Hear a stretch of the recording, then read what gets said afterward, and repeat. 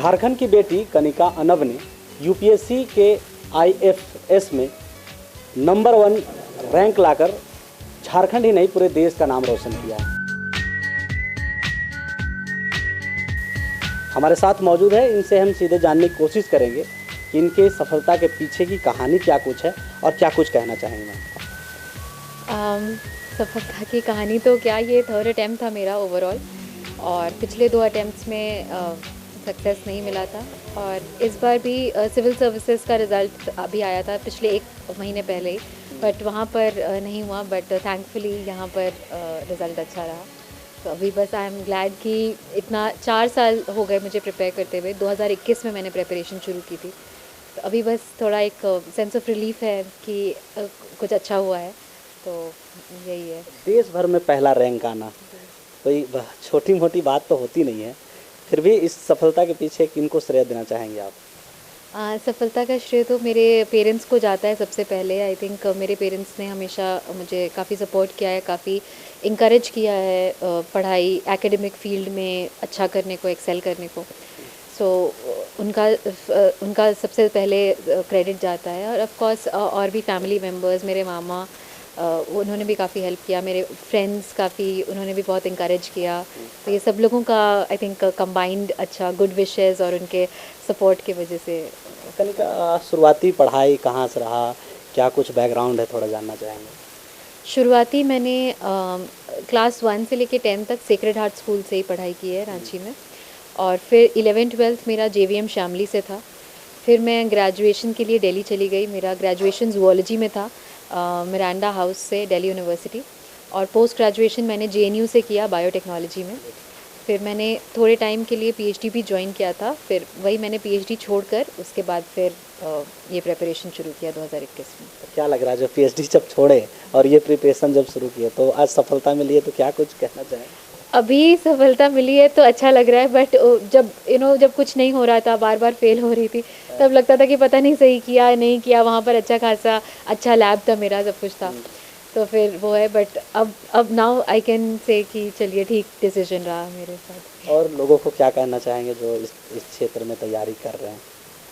इस क्षेत्र में तैयारी करने के लिए देखिए, सबसे बड़ी चीज़ है कि ये जर्नी लंबा होता है। कोई भी एग्ज़ाम का साइकिल ही 1 साल लंबा है, उसके बाद उससे पहले प्रिपरेशन एटलीस्ट 1 साल की लगी जाती है। तो इसमें है कि सबसे पहले पेशेंट रहना पड़ता है आपको कि कैसा होगा। ज़्यादातर लोगों को फेलियर्स का भी सामना करना पड़ता है, और through out a period of 1 और 2 ईयर्स आप घर पे बैठे हैं, पढ़ाई करना है, रोज़ सुबह उठ के पढ़ाई करना है, वही सेम बुक्स को रिवाइज़ करना है, तो वो चीज़ ईज़ी नहीं होता है, थोड़ा मोनोटनी होता है उसमें, लेकिन वो फिर भी करना पड़ता है। तो वही कंटिन्यूसली वो चीज़ करते रहना, और थोड़ा अपने आप में एक बार आप हार्ड वर्क कर रहे हैं, स्मार्ट वर्क कर रहे हैं, तो वो एक थोड़ा बिलीफ आ जाए कि हाँ मैं कर सकती हूँ या कर सकता हूँ। तो ये दोनों का कॉम्बिनेशन आई थिंक वो कॉन्फिडेंस भी ले आता है कि जिससे रिज़ल्ट अच्छा हो सके। अक्सर ये बातें आती है कि मोबाइल, सोशल मीडिया, इस सबसे दूर रहना चाहिए, आपका कोई ये रूटीन रहा होगा? देखिए, पूरी तरीके से कट ऑफ होना तो मुश्किल हो जाता है। मैं कोशिश करती हूँ कि जैसे व्हाट्सएप वगैरह थोड़ा कम ही यूज़ हो। टेलीग्राम पे खुद तो काफ़ी कुछ काम का आता है, काफ़ी रीडिंग मटेरियल रहता है, तो वो यूज़ करना पड़ता है। इंस्टाग्राम मैंने आई थिंक पिछले साल एग्ज़ाम का जब मेन टाइम था, तो मैंने 6-7 महीने मेरा अनइंस्टॉल डीएक्टिवेटेड था मेरा इंस्टाग्राम। बट ऐसा नहीं है कि मेरा अकाउंट नहीं है, मैं यूज़ करती हूँ बीच-बीच में, कभी 2-3 दिन यूज़ कर लिया, फिर 2-3 महीने हटा दिया। तो वो जब मैं थोड़ी फ्री होती हूँ तो मैं थोड़ा बहुत यूज़ कर लेती हूँ कि क्या चल रहा है इधर-उधर देखने के लिए। थोड़ा सा मम्मी पापा के विषय में भी जानना चाहेंगे। हाँ। पापा क्या कुछ करते थे? मेरे पापा रिटायर्ड डिस्ट्रिक्ट जज हैं। वो खूंटी में पोस्टेड थे जिस टाइम पे, वहीं से रिटायरमेंट हुआ, और अभी वो कोडरमा के कंज्यूमर फोरम के चेयरपर्सन हैं, और मेरी मम्मी हाउसवाइफ हैं। तो मेरे पापा का एक्चुअली ट्रांसफरेबल जॉब था, क्योंकि पापा जुडिशरी में थे, तो वो अलग अलग जगह पे उनकी जहाँ भी पोस्टिंग रहती थी तो उनको वहाँ पर लेना पड़ता था। बट अब हर जगह स्कूलिंग उतनी अच्छी नहीं थी, तो मैं और मम्मी हम लोग बचपन से रांची में ही रहे हैं कि ताकि मेरा स्कूल कंटिन्यू रहे अच्छी जगह से। तो उसी वही सैक्रिफाइसेस की वजह से आई थिंक वो एक क्वालिटी मेंटेन हो पाया, एक जो पढ़ाई के प्रति एक वो सीरियसनेस जो आती है, आई थिंक वो उधर से ही आई, और फिर थैंकफुली अभी रिज़ल्ट अच्छा हुआ। कनिका, लास्ट सवाल, अब जब इस जॉब में जाएंगे आप, तो एक बड़ी जिम्मेदारी आपके कंधे में रहेगी।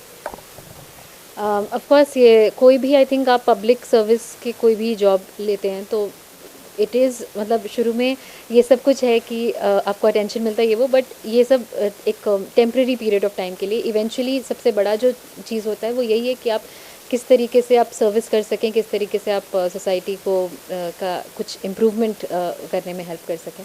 तो of course it is a huge responsibility and I think Forrest specially इस सर्विस में फॉरेस्ट हम लोग हमेशा बोलते हैं कि बहुत इंपॉर्टेंट पार्ट है हमारे हेरिटेज का, हमारे इन्वायरमेंट का, हमारे हेल्थ को मेंटेन करने के लिए, सब कुछ के लिए बहुत इंपॉर्टेंट है। तो उन्हें प्रोटेक्ट करने में अगर हम लोग कुछ भी हेल्प कर सकते हैं, बायोडाइवर्सिटी को मेंटेन करने में हेल्प कर सकते हैं, तो I think that is the ultimate goal कि कुछ थोड़ा सा भी एक कुछ पॉजिटिव इम्पैक्ट हो सके, तो आई थिंक वो काफ़ी सेटिस्फैक्ट्री होगा। ये थी हमारे साथ कनिका अनव, जो सीधे तरीके से कह रही है कि किसी भी गोल को प्राप्त करने के लिए काफ़ी मेहनत होती है और वो करना भी चाहिए। सहयोगी विनोद सोनी के साथ मैं विजय कुमार गोप, ताज़ा टीवी, रांची।